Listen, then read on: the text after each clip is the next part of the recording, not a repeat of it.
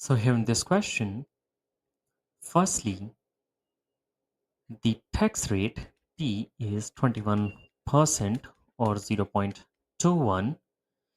The cost of equity is 14.26%. The unlevered cost of capital is 11.34%. The debt D is 35,000 and value of the company is 79,000.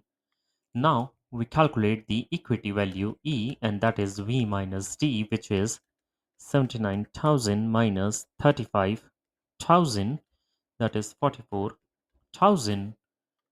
Then we use the formula for levered cost of